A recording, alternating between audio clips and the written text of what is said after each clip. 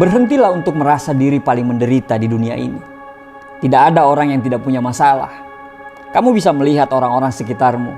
Mereka terlihat tersenyum, tertawa, terlihat bahagia. Tapi percaya saya, itu cuma tampilan luarnya saja. Di balik setiap senyuman mereka, ada cerita yang kita tidak tahu. Ada luka yang tidak terlihat.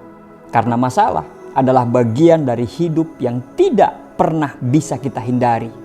Dan siapapun orang yang kamu temui pasti sedang menghadapi sesuatu. Entah itu masalah besar atau masalah kecil.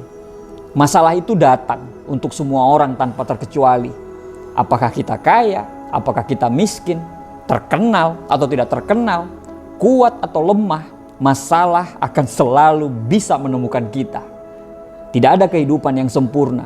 Dan semakin cepat kita berdamai dengan kenyataan ini, semakin cepat juga kita berhenti untuk membandingkan diri kita dengan hidupnya orang lain. Semua orang berjuang dengan caranya masing-masing. Jadi berhentilah merasa dirimu itu yang paling menderita. Berhentilah seolah-olah Tuhan itu tidak adil pada dirimu. Tahu nggak? Ketika kamu meminta untuk dijadikan orang yang kuat oleh Allah. Ketika orang tuamu meminta, "Ya Allah, jadikanlah anakku orang yang kuat." Kira-kira apa yang dikasih? Ya, yang dikasih itu masalah, tantangan, hambatan, dan rintangan. Karena itulah satu-satunya cara untuk menjadikan kita orang yang kuat. Nah, coba deh di breakdown semua masalahmu yang ada sekarang. Dari masalah yang besar sampai masalah yang kecil. Dan pasti saya yakin ada beberapa masalah yang sebenarnya bukan jadi masalah besar. Karena sebenarnya ada masalah-masalah yang datang yang terjadi di luar kontrol kita. Misalnya, keadaan cuaca yang tidak menentu. Atau tiba-tiba ada orang yang datang, ngatain kita gendutan lah, kita kurusan lah. Nah, terus hal-hal yang terjadi di luar kendali kita itu yang bisa bikin kita bete. Ya janganlah. Emang hal tersebut bisa kita kendalikan? Ya nggak bisa. Hal itu terjadi di luar kendali kita. Jadi ngapain itu menjadi masalah? Kita tidak bisa mengatur hatinya orang lain untuk selalu berprasangka baik pada kita.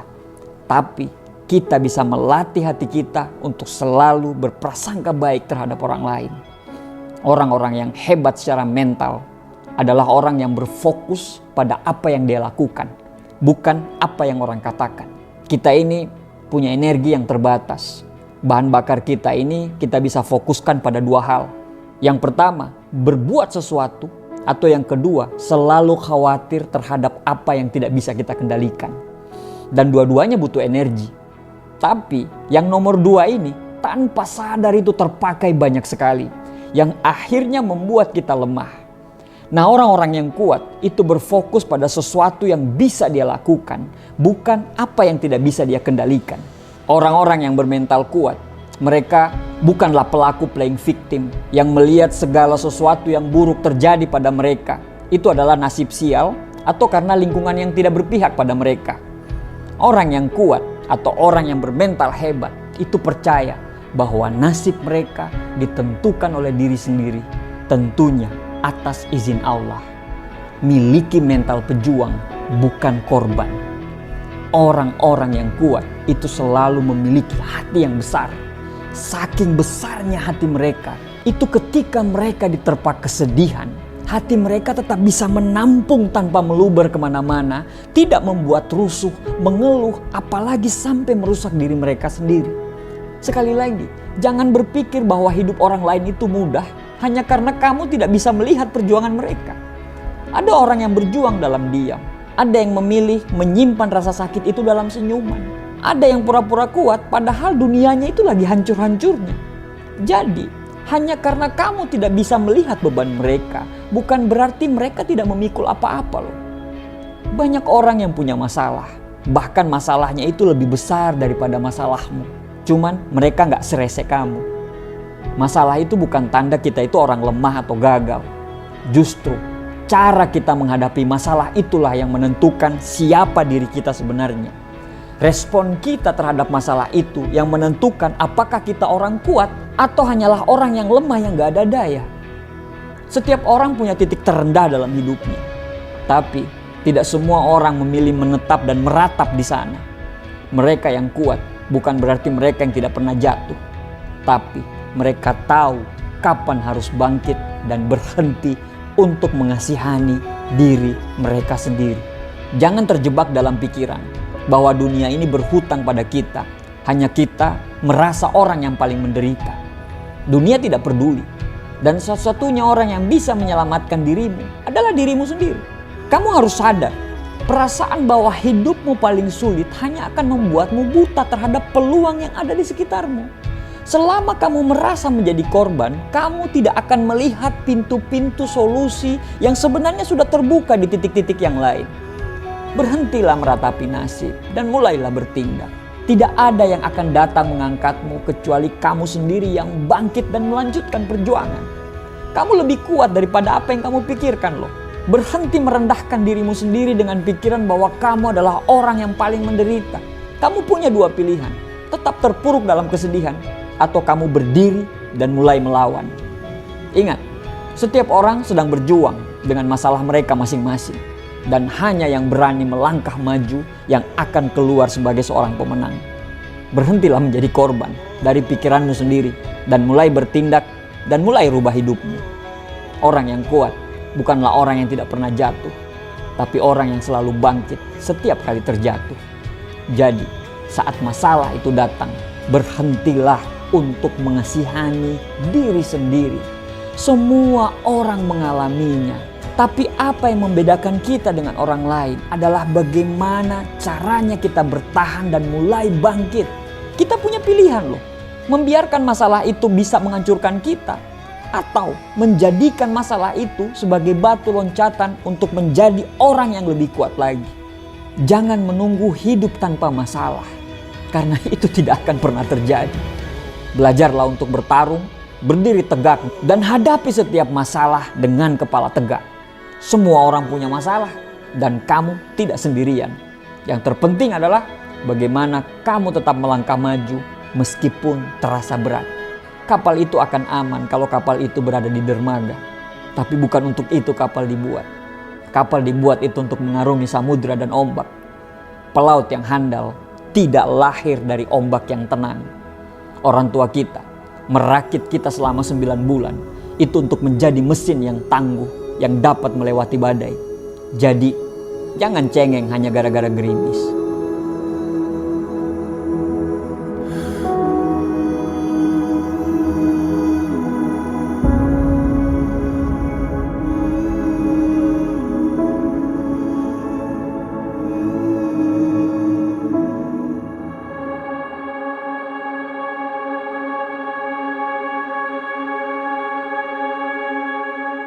Seseorang itu akan selalu dibutuhkan orang lain jika dia punya dua hal penting ini.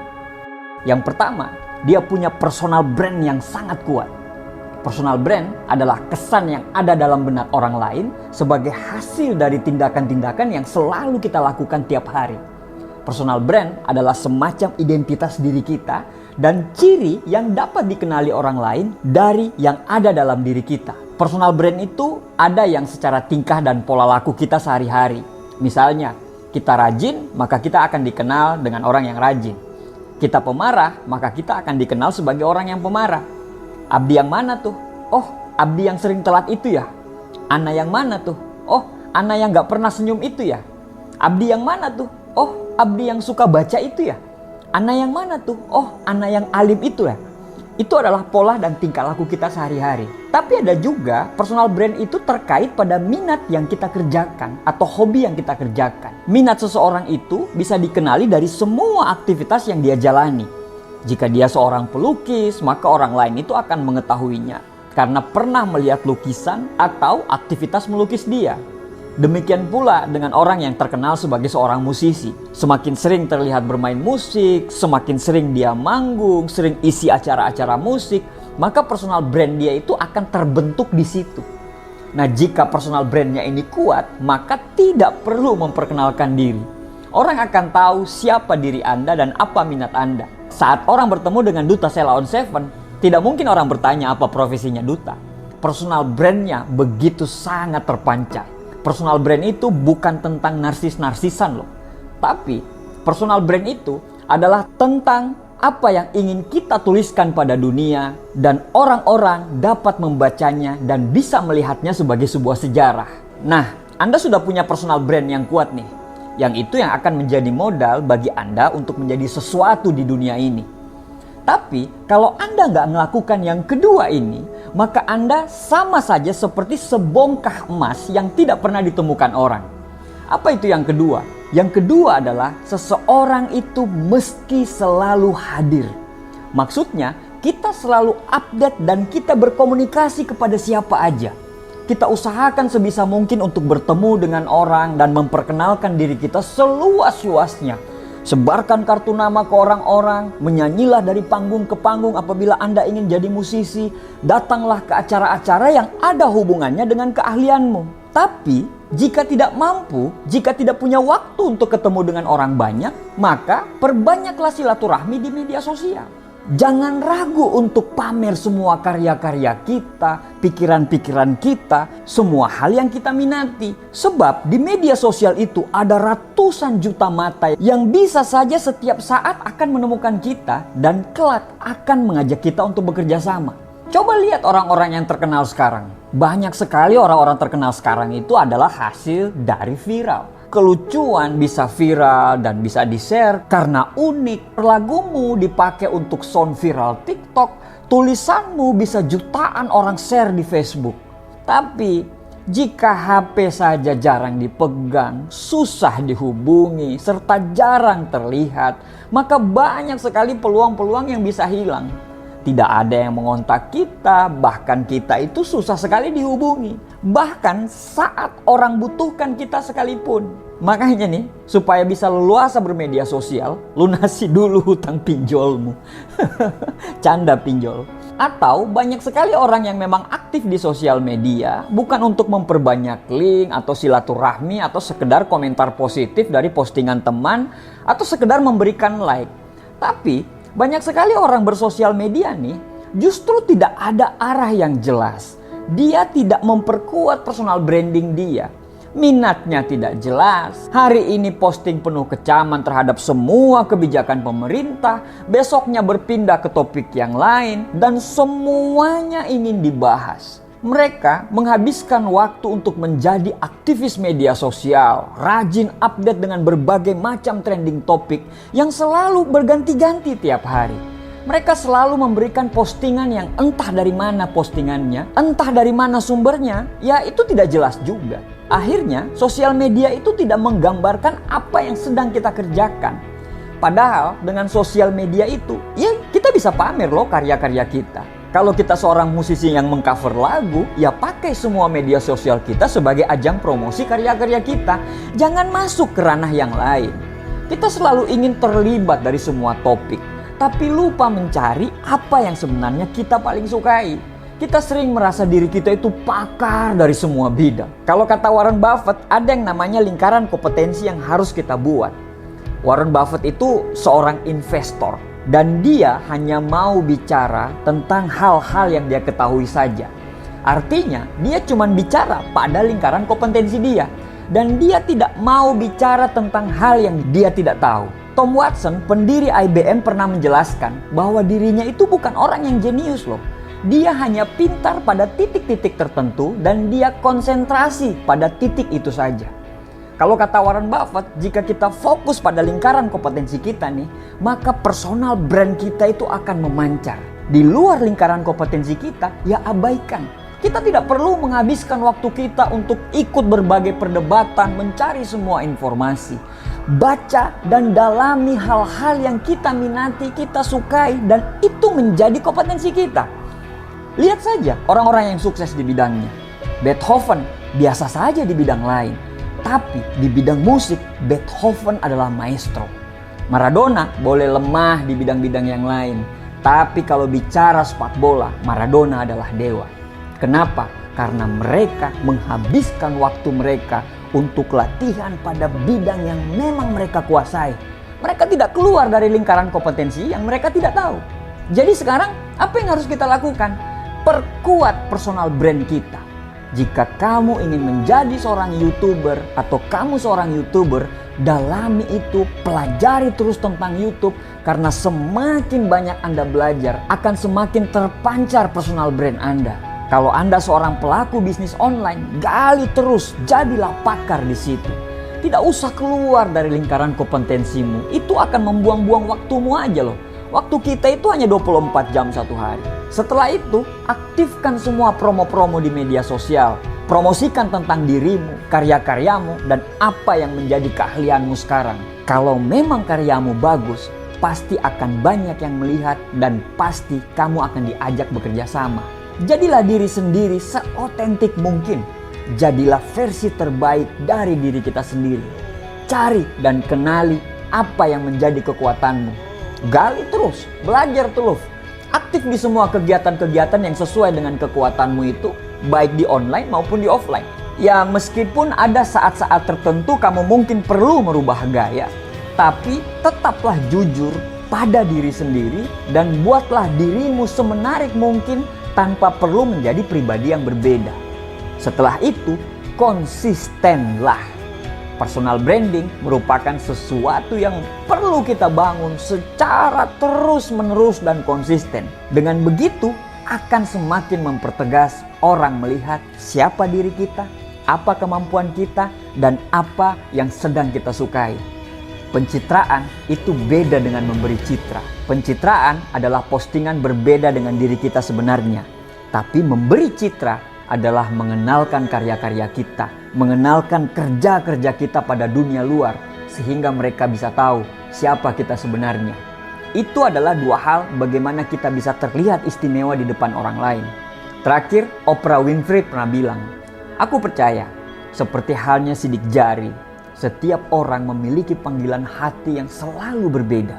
Dan cara yang terbaik untuk meraih kesuksesan adalah dengan menemukan apa yang Anda cintai, lalu membaginya kepada orang lain dalam setiap pelayanan, kerja keras, dan biarkan energi semesta menuntun hal tersebut."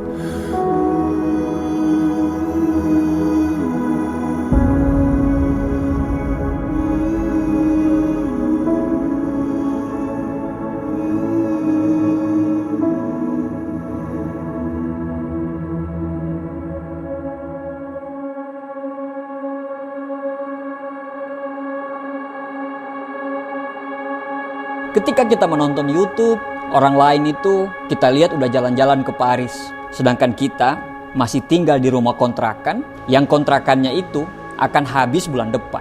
Orang lain udah beli mobil listrik, sedangkan token listrik di rumah kita bunyi terus minta diisi.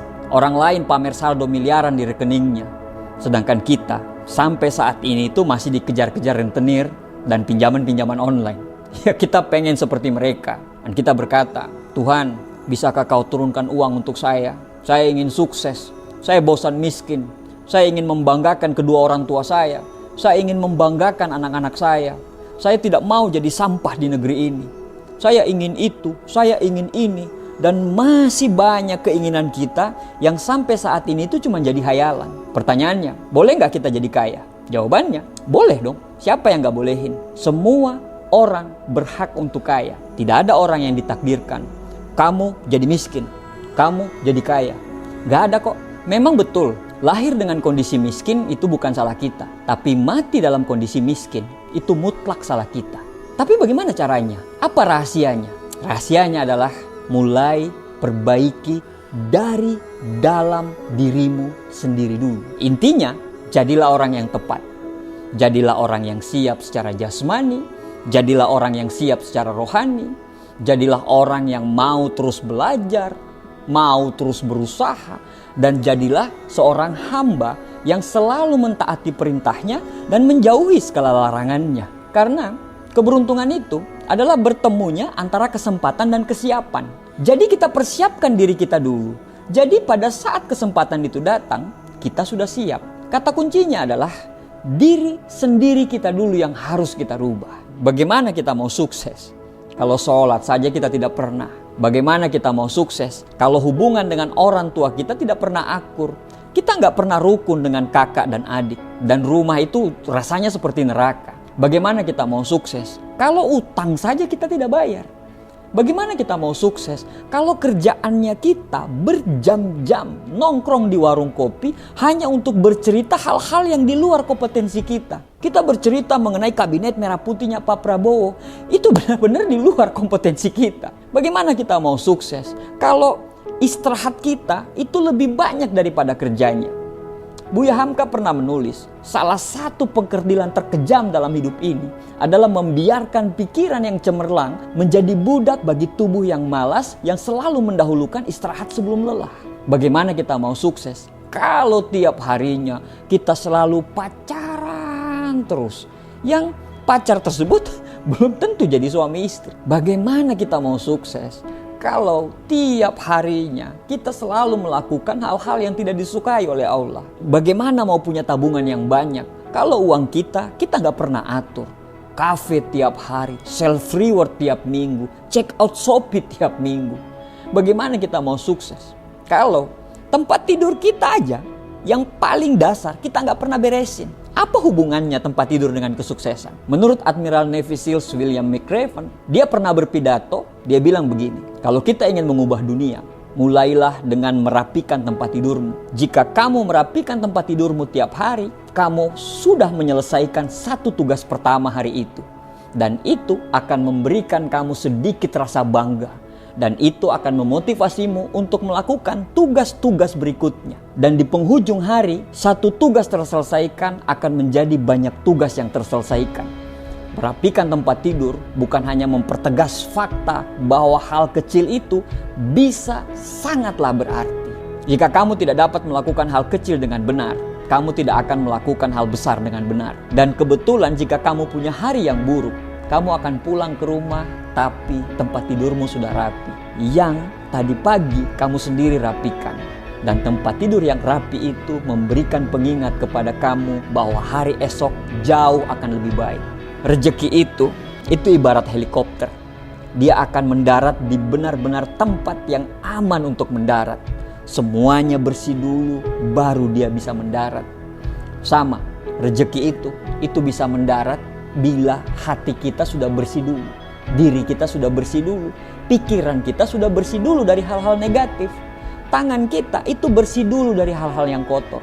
Kaki kita bersih dulu dari langkah-langkah kaki ke tempat yang tidak semestinya. Telinga kita bersih dulu dari omongan-omongan orang yang hanya membuat kita jadi terjatuh. Mulut kita itu bersih dulu dari perkataan yang tidak pantas. Otak kita itu bersih dulu dari pikiran-pikiran yang merusak. Dan hati juga harus bersih. Ketika semuanya bersih, kita bisa menerima masukan-masukan yang mendorong kita untuk terus berkembang. Sederhananya begini, bayar hutangmu, jangan sampai punya hutang, jujur, jaga amanah, perlakukan orang tuamu seperti raja, jaga martabat suami atau istrimu, sayangi anak-anakmu, dan juga sayangi sekitarmu. Artinya, bagusin dirimu sendiri dulu supaya rezeki itu bisa mendarat dalam hidup kita. Apa yang dikasih ke kita itu semua titipan. Jadi Sang Maha Pemberi rezeki ini hanya akan menitipkan rezekinya kepada orang-orang yang Tuhan senangi dan pastinya terpercaya. Nah, setelah kita melakukan semua yang Allah suka, yang harus kita lakukan berikutnya adalah sabar dan pahami konsep rezekinya. Rezeki itu tidak selalu berbicara masalah uang. Rezeki itu tidak selalu berbicara masalah materi. Rezeki itu luas. Rezeki itu bisa berupa kesehatan. Rezeki itu bisa berupa anak yang soleh. Rezeki itu bisa berupa pasangan yang menjaga martabat keluarga. Rezeki itu macam-macam. Bahkan tetangga yang baik itu adalah rezeki. Rezeki itu belum tentu dimiliki orang yang banyak uang. Bisa jadi gajinya 100 juta, tapi utangnya 150 juta. Coba bandingkan dengan orang yang punya penghasilan 5 juta, tapi pengeluarannya cuma 2 juta per bulan. Siapa yang lebih kaya? Jadi, jangan semua diukur dengan uang. Kalau semua diukur dengan uang, gak akan ada habisnya dan gak akan ada puasnya. Ada juga nih, orang yang uangnya tidak berseri. Dia bisa beli makanan apa saja yang dia mau. Tapi, tidak semua makanan yang bisa dia makan. Dia bisa beli makanan yang dia mau. Tapi mau makan ini asam urat, mau makan itu diabetes, mau makan ini kolesterol, dan sebagainya. Bandingkan dengan orang yang bekerja sebagai kuli bangunan. Tapi tiap jam makan, jam istirahat, dia bisa makan makanan apapun dengan lahapnya tanpa pantangan. Kekayaan itu hanya titipan Allah. Mobil, rumah, dan semuanya itu hanya titipan. Tuhan bisa kasih semuanya, tapi Tuhan bisa mengambil semuanya. Karena semuanya itu adalah hak dari Tuhan. Kalau kita sadar semuanya hanya titipan, maka tidak ada yang perlu kita sombongkan dari apa yang kita miliki di dunia ini. Kalau kita sudah bekerja keras, kita fokus di bidang masing-masing, kita sudah bekerja keras, kita sudah bekerja cerdas, kita sudah bekerja ikhlas, terus belajar untuk menjadi ahli di bidang masing-masing, terus belajar ikhlas dengan menyerahkan semuanya kepada Allah. Insya Allah, waktu kita itu akan segera datang. Dan waktu yang tepat akan datang kepada orang yang tepat. Jadi, jadikan dirimu orang yang tepat saja dulu. Mulai dari sini saja dulu. Insya Allah 1 tahun yang akan datang, hidupmu insya Allah akan berubah. Terima kasih. Semoga bermanfaat.